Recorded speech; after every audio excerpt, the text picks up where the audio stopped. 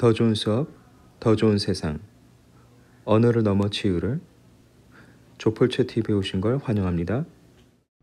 자, 지금부터는 EBS 연계에 대해서 이제 말씀을 드리겠습니다.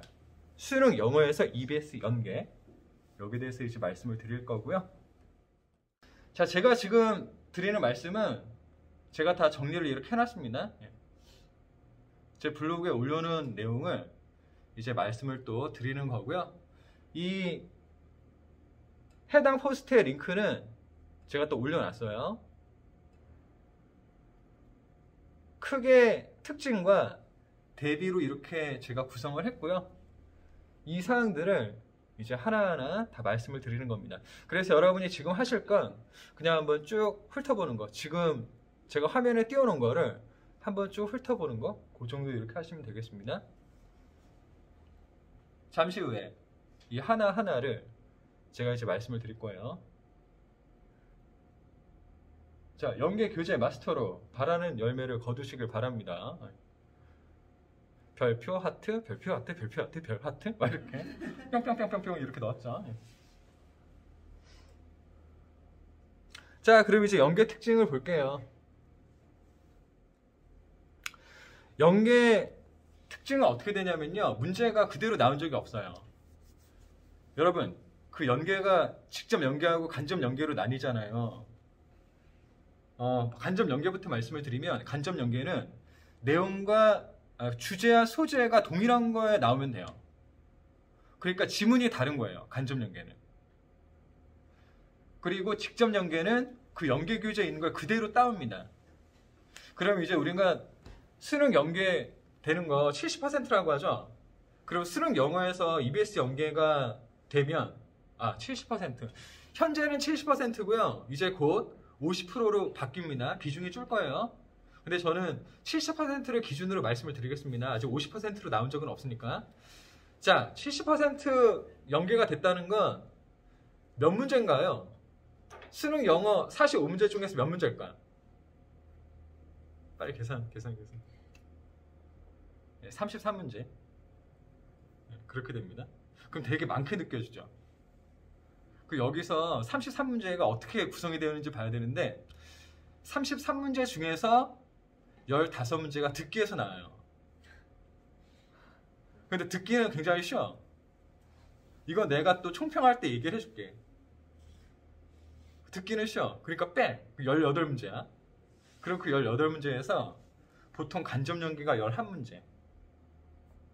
근데 올해는 12문제가 나왔습니다. 간접 연계가. 그럼 직접 연계로 나오는 문제는 6에서 7이란 거죠. 보통 7문제 나왔는데 올해만 6문제로 줄었어요. 올해만. 그렇게 알아두세요, 문항수. 그럼 이제 우리가 신경 써야 될 건 직접 연계인데요. 문제는 그대로 나오지 않습니다. 지문은 그대로 나오는데 문제가 그대로 나오지 않아요. 그리고 유형도 달라요. EBS 연계가 도입되고 나서 지금까지 오랜 시간이 지났잖아요. 그런데 유형이 같았던 적은 딱 한 번 있었습니다. 문제는 달랐지만 유형이 같은 거 딱 한 번밖에 없었어요. 그리고 그 뒤로 그 뒤로가 아니라 전무후무한 케이스예요, 그게. 그래서 여러분 이렇게 하셔야 돼요. 직접 연계는 다르게 나온다. 그리고 이제 여기서 여러분이 편견을 또 깨야 되는데요. 지문이 똑같이 나오면 쉬울 것 같지? 아니라니까. 직접 연계 문제가 고난이도야. 빈칸, 순서, 막 이런 문제들. 그러니까 EBS 연계 교재에서 봤는데 다 틀렸다. 많은 학생들이 틀렸다고. 다 틀린 건 아니죠. 근데 많은 학생들이 틀린 겁니다.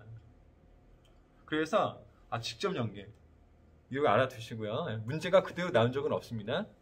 자, 이제 두 번째 특징.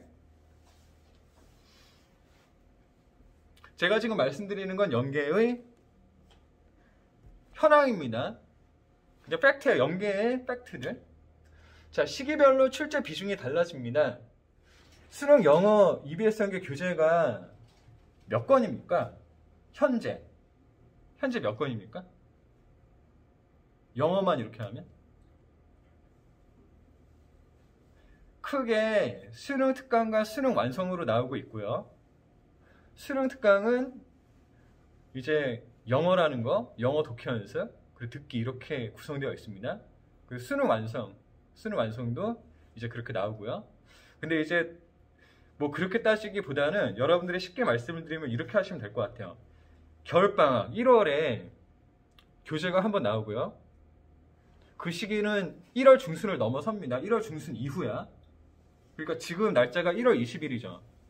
아직은 21일이죠. 아직은 나오지 않았어요. 강좌가 지금 1월 24일 오픈 예정입니다. 그러니까 매해 비슷해요. 1월 중순 이후에 이렇게 나오고요. 그리고 상반기에 한 번 더 나옵니다. 그 시기가 한 6월 정도 이렇게 되는데 그때 이제 한 번 나와요. 그래서 크게 이렇게 두 개로 이루어져 있습니다. 연계 교재는 그렇게 나와요. 그거를 염두에 두시고 이제 보시죠. 자, EBS 연계. 먼저 그 특징부터 말씀을 드릴게요. 저는 교재 수보다도 교재가 나오는 시기, 그게 더 중요하다고 생각을 해요. 자, 여러분이 고3이 돼서 평가원에서 만드는 시험을 모의고사를 두 번 치러요. 6월 모의고사하고 9월 모의고사. 그 육모, 구모라고 제가 이렇게 썼는데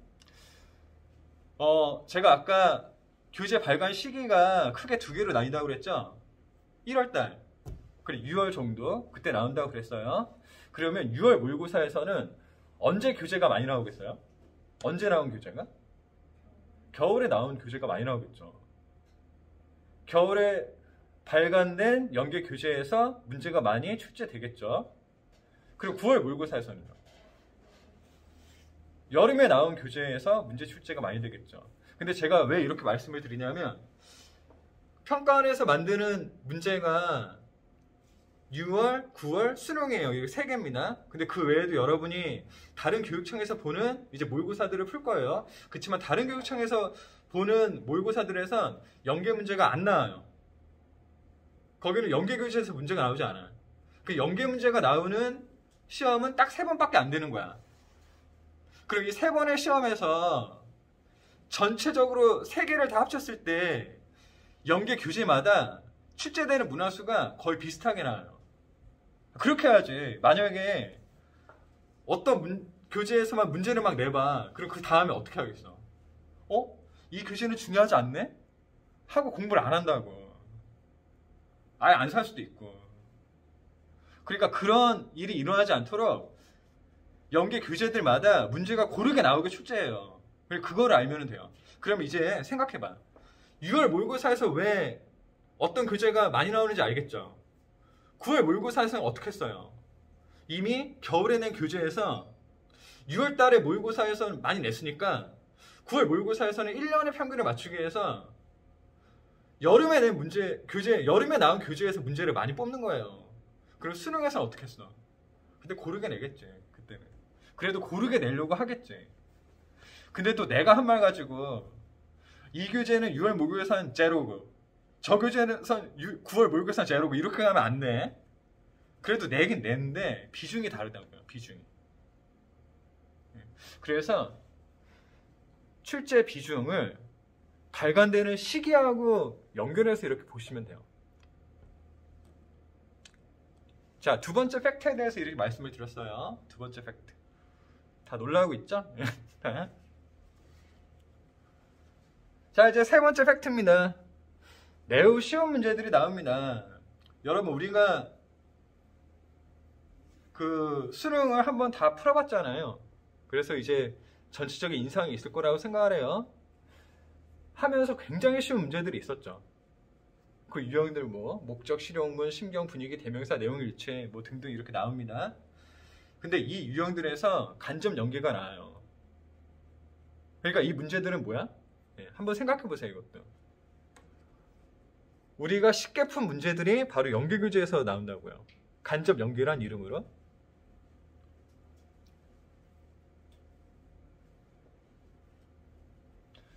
자, 이제 세 번째 팩트 말씀을 드렸으니까 네 번째 팩트입니다.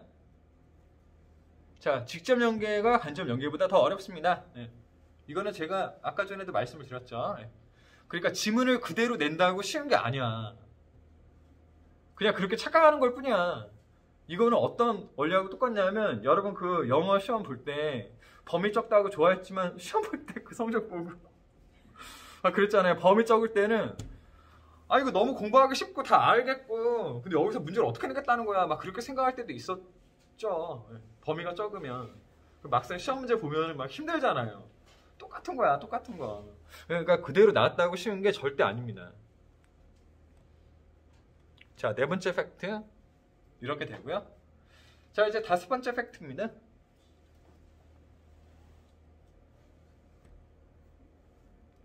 간접 연계가 점점 어렵게 나옵니다. 간접 연계가. 뭐 이 정도로 이건. 자, 그럼 이제 연계의 사실들을 제가 정리해서 말씀을 드렸어요. 제가 지금 말씀을 드린 건 저의 의견이 들어간 게 아닙니다. 연계가 이렇다고 팩트를 제가 정리한 거예요. 참 정리를 잘했네요. 느껴집니다. 여러분의 그 감탄하는 농담이었고요. 자, 그럼 이제 그런 팩트에 근거해서 대비를 해야 되는 거죠.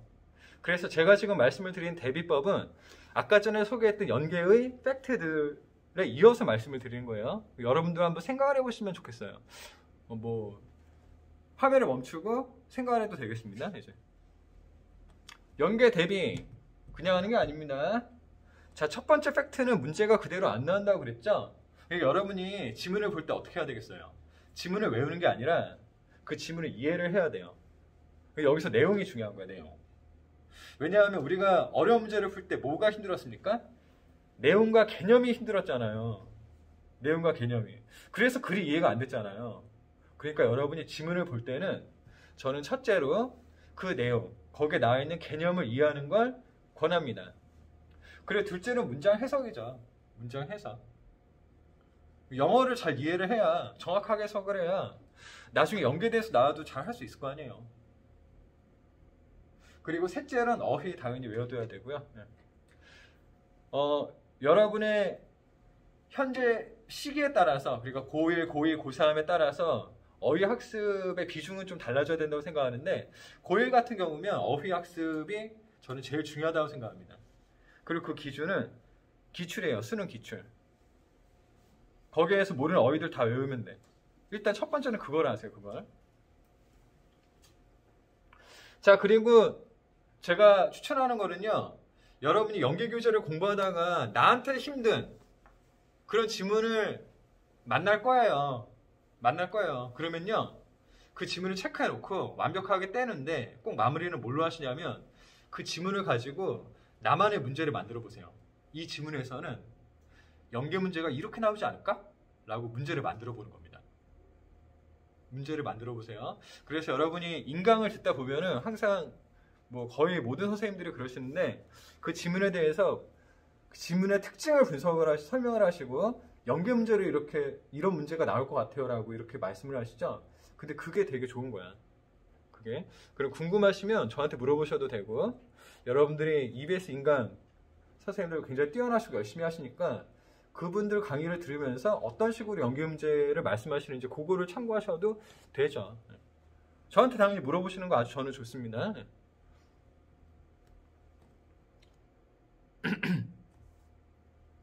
자, 첫 번째 대비법 이렇게 말씀을 드렸고요. 두 번째 대비법입니다. 이거는 뭐 좀 기계적일 수도 있는 거죠. 출갈 시기에 따라서 6월, 9월 모의고사의 출제 비중이 달라지니까 6월 모의고사를 볼 땐 또 9월 모의고사를 볼 땐 어떤 교재를 초점을 둬서 봐야 되는지 그 얘기죠. 자, 이제 세 번째 대비법입니다. 자, 그리고 특별히 쉬운 유형들의 문제가 간접 연계로 나온다고 그랬죠. 그런 유형들은요, 여러분들이 연계 교재에서 굳이 볼 필요가 없습니다. 왜냐하면 안 봐도 풀 수 있거든요. 그리고 연계 교재에서 지문을 여러분이 뽑으실 땐 여러분이 만약에 시간이 없고 뭐 좀 더 효율적으로 시간을 사용해야 할 필요가 있다면 연계 교재를 전부 다 보시기보단 그 연계 교재 중에서도 어려운 부분들을 보는 거를 제가 추천합니다. 그렇지만 이거는 자기의 상황에 따라서 조절해서 이렇게 적용을 해야 되는 거죠. 그리고 듣기 문제는 매일 듣고 푸시면 돼요. 근데 매일 뭐 10문제씩 풀지 말고 저는 한 문제만 풀면 된다고 생각하고요. 만약에 고3 때 정규 수업에서 듣기 수업 시간이 따로 있어서 거기에 집중해서 이렇게 문제를 풀이하는 게 있다면 그 시간을 활용하셔도 되죠. 근데 듣기는 꼭 하긴 해야 돼요. 꼭. 그러니까 매일 하루에 한 문제 또는 일주일에 1시간 정도는 이렇게 하셔야 됩니다. 자, 이렇게 세 번째 대비법을 말씀을 드렸고요. 이제 네 번째 대비법입니다. 자, 직접 연계가 어렵죠? 그러니까 지문을 확실하게 이해를 해야 되고요. 이건 어떻게 보면은 제가 첫 번째 대비법에서 말씀드렸던 것과 좀 겹칠 수 있지만 직접 연계가 그만큼 어려운 문제에 많이 포함이 되어 있고 학생들이 힘들어하기 때문에 제가 또 끄집어내서 이렇게 말씀을 드렸습니다. 여러분들이 직접 연계로 나오는 지문의 특징들에 대해서 감을 잡으셔야 돼요. 그건 본인이 해야 되는 거더라고요. 근데 이제 물론 제가 이제 가이드는 필요하면 이렇게 하긴 하겠지만요. 여러분들을 또 만나게 된다면 고3 때 그리고 여러분들이 보고 내용과 어휘와 문장에서 또 이해를 확실하게 하셔야 되고 어휘는 수능의 객관식이니까 저는 많이 보면서 지문에서 만나면은 이게 무슨 뜻이구나 라는 정도로 알 정도로 이제 내용을 알아두시는 걸 권하고요. 그리고 그 연계교재 지문을 보면서 해석이 안 되는 문장은 따로 정리를 해두세요. 따로. 그래서 매일 몇 문장씩 이렇게 보는 습관을 들이시고요. 뭐 교재에서 어려운 지문을 표시하셔서 나중에 보시는 것도 좋고요. 그래서 직접 연계에 관해서 또 어떤 식으로 해야 되는지 제가 또 이렇게 말씀을 드렸습니다. 근데 이거는 좀 앞에 있는 것과 겹치는 거긴 하죠. 그만큼 중요해서 또 말씀을 드린 거고요. 그리고 간접 연계는 그 수와 난이도가 점점 늘어났기 때문에 그래서 이것도 잘 대비를 하셔야 되는데 여기서 이제 영어 실력을 키우는 게 최선이에요. 그렇죠? 영어를 잘하면 수능 다 잘 봅니다. 그러니까 뭐 그런 학생들은 좀 드물 것 같긴 하지만 토플에 만점 받는 사람이 수능 영어 보면 당연히 잘 보겠죠. 그 영어 실력 자체가 뛰어나니까.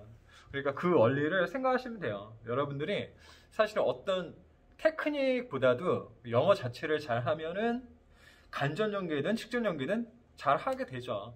그러니까 간접 연계라고 해서 연계 교재를 뭐 이렇게 봐야 되나 하는 거에 혹하지 마시고요. 그냥 내가 연계 교재를 성실하게 학습하고 거기에 있는 걸 다 이해를 하면은 영어 실력 자체가 더 좋아지는 거니까 그리고 영어 실력 자체가 좋아지면은 수능을 잘 보게 된다고요. 그렇게 생각하시는 게 좋아요. 그렇게 생각하시는 게.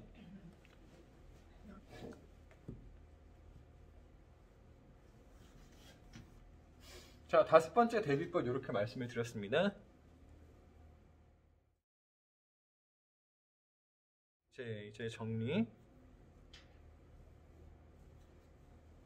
이거는 이제 아까 말씀을 드렸던 그 팩트들입니다. 한번 쭉 훑어보시면 되고요. 연계 대비하는 방법들 또 이렇게 말씀을 드렸고요. 지금 이 정리와 대비법은 전부 다 제가 블로그에 올려놨고 그 링크도 제가 소개를 했어요.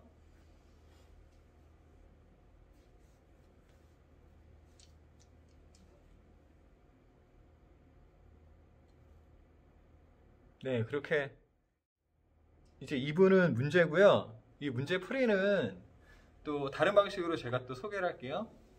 영상으로는 다른 영상으로 이렇게 링크를 걸어 놓겠습니다. 그래서 지금 이제 하실 건 뭐냐면 연계 문제를 또 같이 보는 거예요. 직접 연계 문제. 직접 연계 문제를 빨리 이렇게 보면서 제가 이제 코멘트를 해드릴게요. 자, 이렇게 해서 연계에 대한 안내를 이제 마무리 짓고 2부로 넘어갈게요. 더 좋은 수업, 더 좋은 세상. 언어를 넘은 치유. 이 꿈에 함께 하셔서 감사드립니다. 그럼 행복하세요. 다음에 또 만나요.